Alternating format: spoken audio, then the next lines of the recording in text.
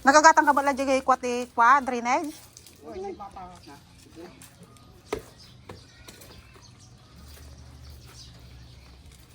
At dati salad ko dito, macaroni salad kayo, mga macaroni salad. Oo.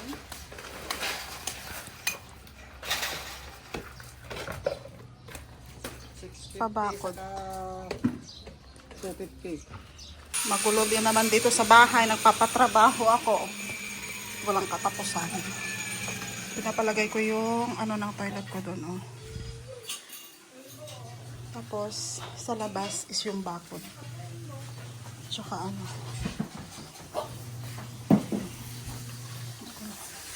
Masakit yung ano ng tubig kay Lijoy.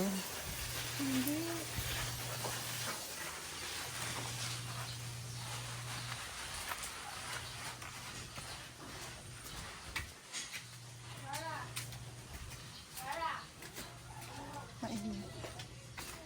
Ayan. Para mabubungan dito. Hindi na siya mainit.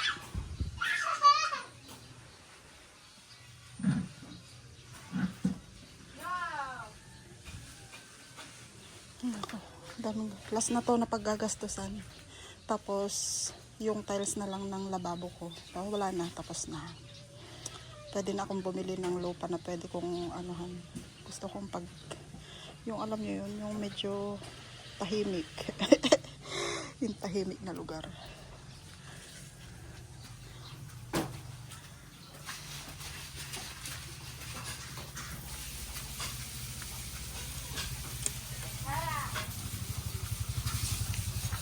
Tama na yan, tama na yan. Ay.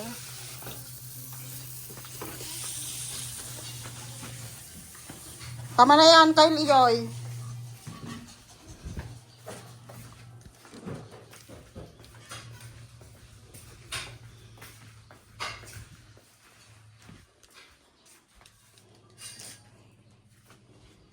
Dami na naman cut.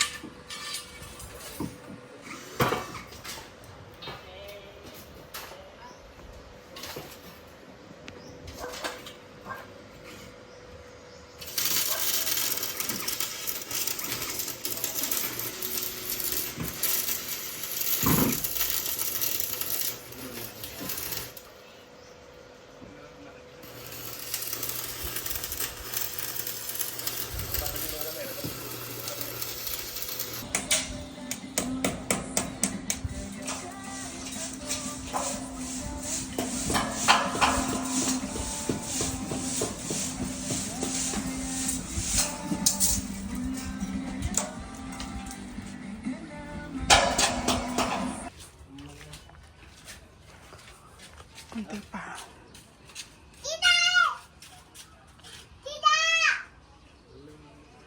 Magyayaro na sila bukas.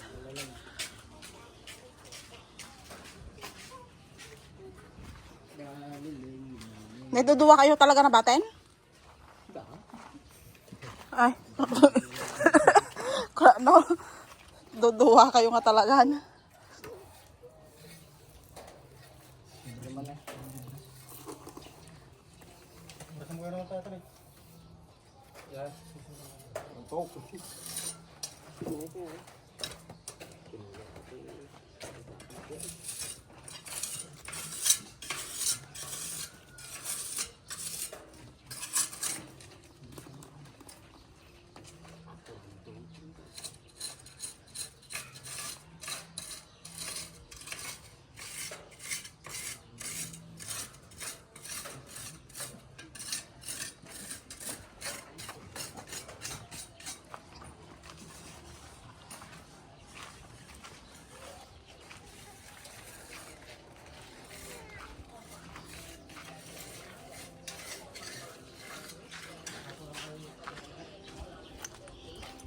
Para may hangin pa rin napapasok kapag malakas yung hangin.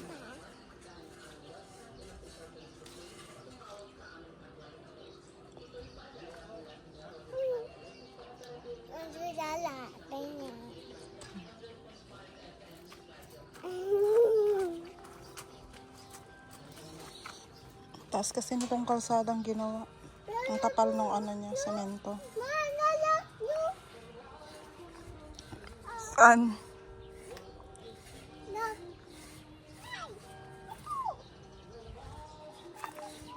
pwedeng i-ano to. Lakaran ng tao.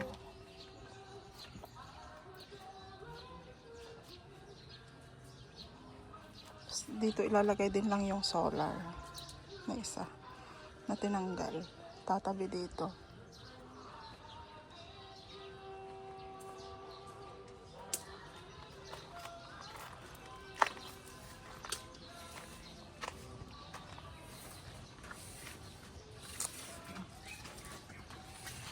Pauwi na ako ng Singapore.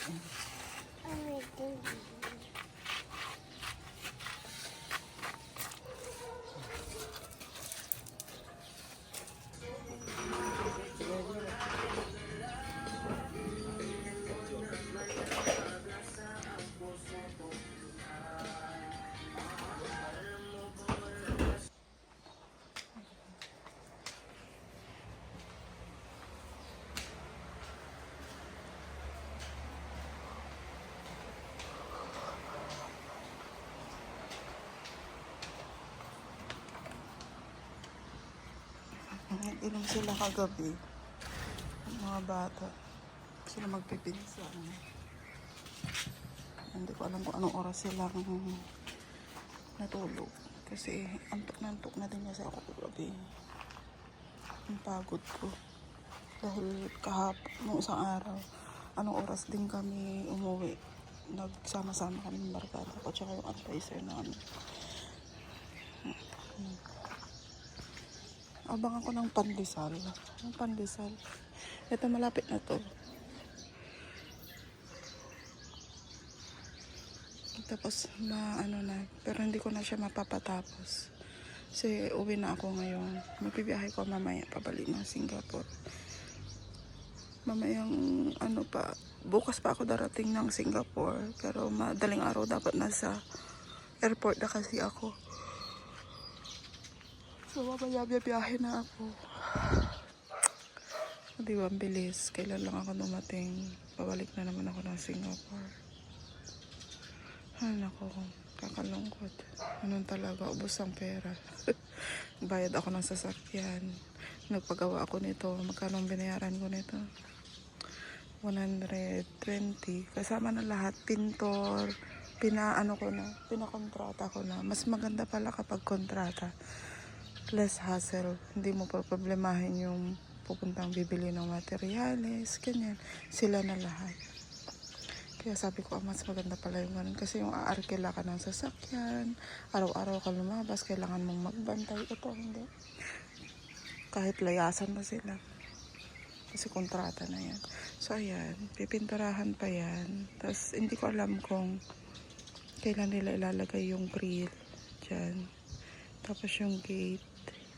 Pero alam ko, magpo-flooring muna sila kasi patapos na tong yero. Isa na lang yung hindi pa nalagay. Ito.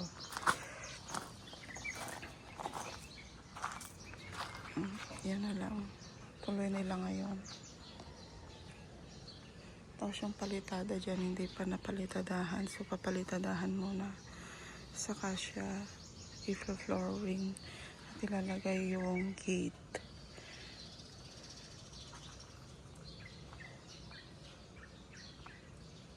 Pero yung gate folded siya. Para maipasok ng makapag-reverse ng maayos yung anak ko. Hindi na siya problema paano siya lalabas. Kasi kapag paatras, naalangan siya. Hindi pa siya ganun kaan. Tapos babalik dito yung yung solar ng barangay na malaki. Dito siya ilalagay. Babalik siya dito para malinaw pa rin dito sa harap. Next na ipapakontrata ko ay yung dito sa likod. Tumaba ako dito sa Pilipinas. Lumaki yung tiyan ko. Hindi ko matanggal-tanggal to. Kasi daanan to ng tao. Nakainis. Pwedeng umakyat ang tao dito.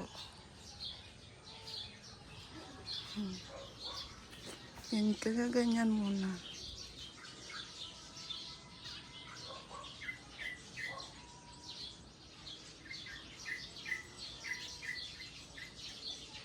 Ito, ang next na ano ko, ipapakontrata ko. Ito, ipapaklose ko ito. Ito yan, hanggang sa likod. Pero sinukat na, tinignan na kung magkano aabutin ng kontrata. Tapos bubungan din, papabubong ko yan. Para tapos na, wala na. Okay na.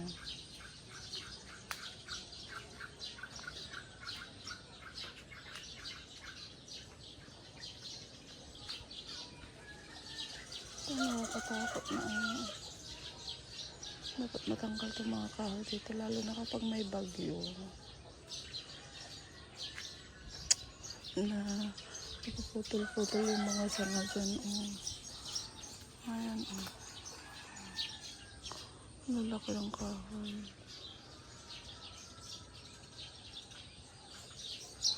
Pinaputol ko ngayon isang malaking ano dito nun. Yung ano. Kasi ang laki talaga yun. Nababagsakan yung ano. Yung bubong ng bahay ko. Dapat matangkal itong mga kahoy dito, lalo na kapag may bagyo. Mga sanga.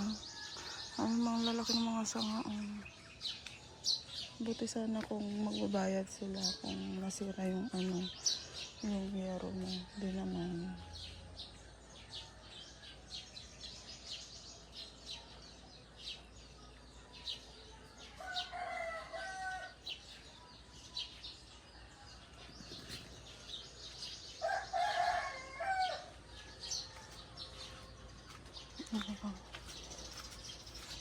Mga 9 ako aalis dito sa bahay. Naku, bibiyahe na naman ako. Takto na naman. Takto reality ng buhay para kumita ng pera.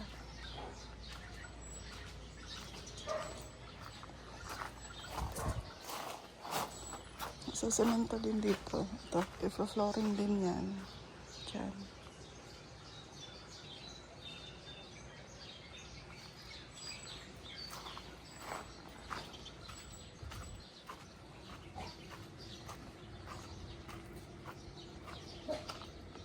Ano din dito. Lagyan din yung gate para ano, para maayos na tingnan dito.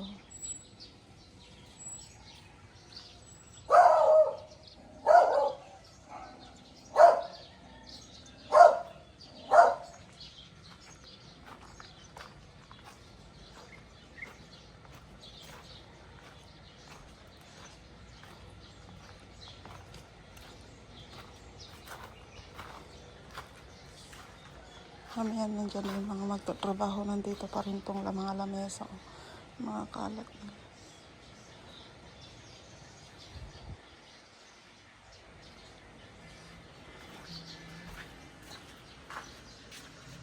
Hindi nila tinanggal tong solar. Itong solar na ito papalagay ko dito.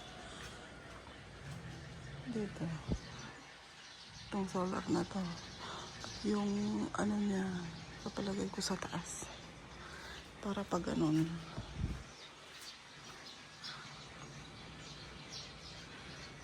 Yung ilaw niya pag ganyan siya. Pang emergency kapag burn out.